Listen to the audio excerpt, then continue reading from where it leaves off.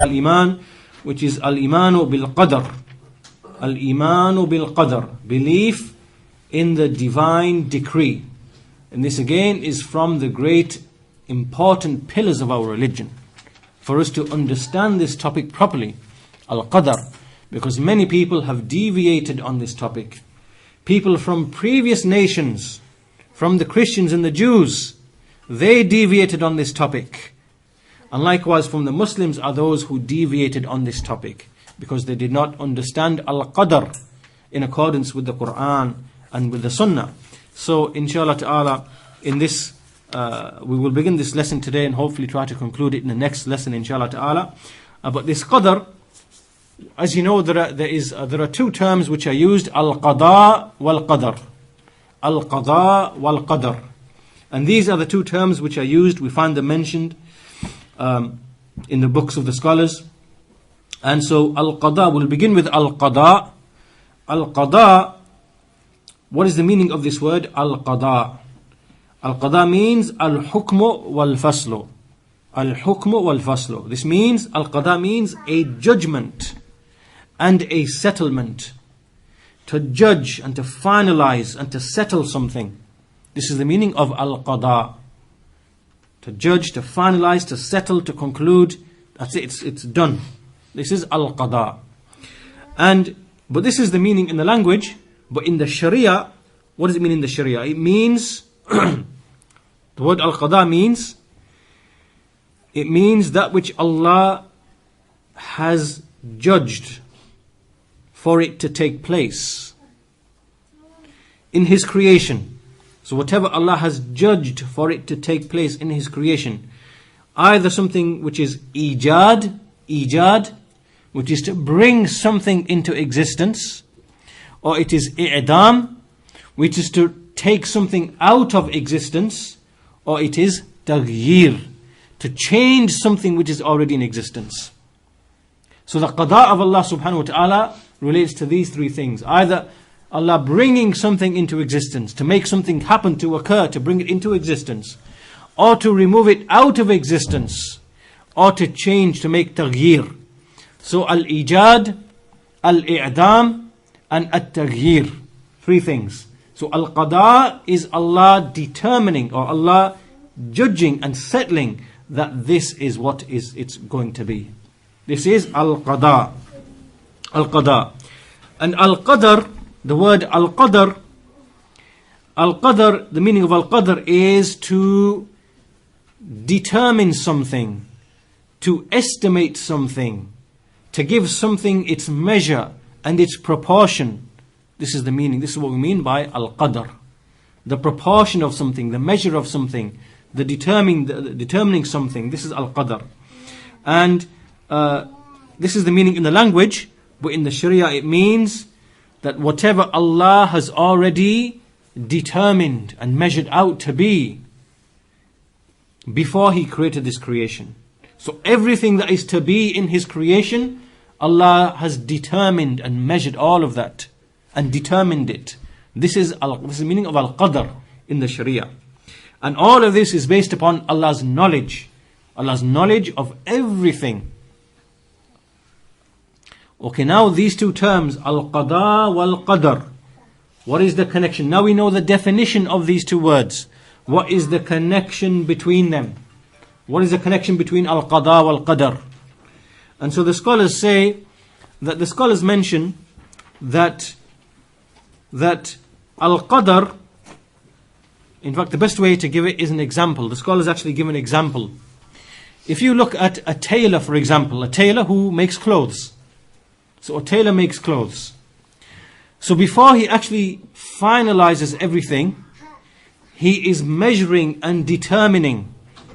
Right? So he is estimating and measuring and determining that, what is the length of the thobe, and what is the measure of the thobe, and what is the amount of material, and so on and so forth. So here, this part is what we call that this is taqdeer. This relates to al-qadar. This is al-qadar. This is the determining, estimating, measuring, and so on and so forth. This is taqdeer. And then, so the taqdeer takes place before he's actually determined and finalized and decided what it's going to be. Right? So then the taqdeer takes place first, then he makes the qada. And the qada is that when he's actually now concluded and determined it, everything's now fixed and apportioned, and then he proceeds with it, and now it's concluded and it's done. Right? So this is the example that the scholars give to help us distinguish between what is taqdeer or al-qadar and al-qada. Right? And so then they mention a statement from Ibn al-Athir, who said, al-qada wal-qadar amran mutalaziman la yanfaku ahaduhuma anil akhir. So he says that al-qada wal-qadar are two issues which are binding to each other. They're connected to each other. One of them can never separate from the other one, because one of them is like the foundation, which is the qadar, and the other one is like the building on top of it. So al-qadar, which is the measuring, determining, so on and so forth, is the asas, is the foundation. Al-qadar. And then the qada is the building on top of it. The qada meaning that which is finally decided and actually determined, and what actually is judged and settled to be that it's going to be like this. So he says that whoever wants to separate between these two, then he wants to destroy the building. This is the saying of Ibn al-Athir, meaning that anyone who wants to separate between al-qada and al-qadar, he is someone who wants to destroy this building. And so the scholars also mention that whenever we see al-qada wal-qadar, these two words mentioned in the Quran, whenever they are mentioned separately, then the meaning of each word includes the meaning of the other one. So in other words, when we see the word qada used in the Quran by itself on its own, then the meaning includes the meaning of itself and the meaning of qadar. And vice versa. When the word qadar is used in the Quran, but it's used alone and not in connection with qadar, with qada, then it includes its own meaning and the meaning of al-qada. But when they are mentioned together, then each word has its own separate meaning. Right? So this is how we understand these words have been mentioned in the Quran. And as for the evidences, we'll conclude the lesson today, inshallah ta'ala, with the evidences. What are the evidences for al-qadar? Then, obviously al-qadar is from the 6 pillars of iman, and its evidences are established in the Quran and in the Sunnah. So from the Quran, Allah says, a very clear statement, Inna kulla shay'in khalaqnahu biqadar. Inna kulla shay'in khalaqnahu biqadar. That indeed, every single thing we have created biqadar, with determination, with measure. That we have determined and created everything with measure. And also this is Surah Al-Qamar, Surah 54 verse 49. And likewise Allah says, وَكَانَ أَمْرُ اللَّهِ قَدَرًا مَقْدُورًا.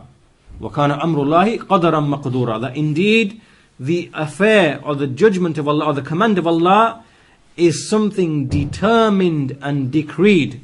Something appointed, determined, decreed. Surah Al-Ahzab, Surah 33, verse 38. And likewise Allah says, وَخَلَقَ كُلَّ شَيْءٍ فَقَدَّرَهُ تَقْدِيرًا. That Allah created everything and He gave it a determined, appointed measure. He gave everything its determination and estimation. And this is Surah Al-Furqan, Surah 25, verse number 2. As for the Sunnah, in the Sunnah there are many evidences for affirming qadar, and from them is the hadith of Jibreel. You all know the famous hadith of Jibreel, where this man Jibreel came as a man dressed in white, and so he asked the Messenger sallallahu alaihi wasallam certain things about Islam, and then about Iman, and then about Ihsan. And when the Messenger answered the question about Al-Iman, he mentioned amongst those things that you believe in Al-Qadar, both its good and its evil. Both its good and its evil. And another proof is the hadith which is in Sahih Muslim, reported by Abdullah bin Amr bin al-As, where the Messenger sallallahu alaihi wasallam said, Allah wrote the decrees, كتب الله مقادير الخلائق, that Allah wrote the decrees of the creation 50,000 years before He created the heavens and the earth. And وَكَانَ عَرْشَهُ عَلَى الْمَاءِ, and His throne was above the water. So this is a proof in this hadith that Allah decreed everything 50,000 years before He created the heavens and the earth. And those years are not the years that we know. Those years are a different measure of time, as the scholars explain, because our years, which is the year that we have, the 12 months, or the lunar year or the solar year, this only came to be after the creation of the creation. So when in this hadith it says 50,000 years before the creation of the heavens and the earth, that means that this is another measure of time which existed before our measure of time. And in this is a refutation of those people who claim that time and space only began with the creation of this universe. This is false, because before this universe there were other created things, as occurs in this hadith. Allah's throne, Allah's arsh, Allah's throne, the water, likewise the pen that wrote all of the decrees, likewise the tablet, the Lawhul Mahfuz. All of these are created things before the creation of this universe. So you should understand this point well, because there are ignorant, foolish people present today who try and argue with the non-Muslims. They try to argue with the non-Muslims using logic and rationale and philosophy. And so one of the things that they claim is they claim that space and time was created at the beginning of this universe with the Big Bang, as they say. This statement is false. It is false. And anyone who tries to argue using this method to prove Allah's existence, then he will fall into the mistakes that were made by the groups who came at the very beginning of Islam. The Jahmiyyah, the Mu'tazila, the Ash'ariyya, the Maturidiyya, because this is what they were upon. And they took these ideas from other nations who came before Islam, from the Jews and the Christians and the Greeks and the pagans and the Hindus. And as a result, they denied Allah's names and attributes, all because they took this approach, which is a false approach. And so this hadith, as we're on the topic of Al-Qadr, this hadith is very clear that there are things that Allah created before this universe. And so we believe that it is possible, it is mumkin, and it is jaiz, permissible, that Allah created things before this universe, as is clear in the hadith. So anyway, this hadith is a proof at the same time for Al-Qadr, that Allah determined and fixed and the decrees of the creation. And as for what we see from the Sahaba, then this is a matter of ijma', it is a matter of consensus.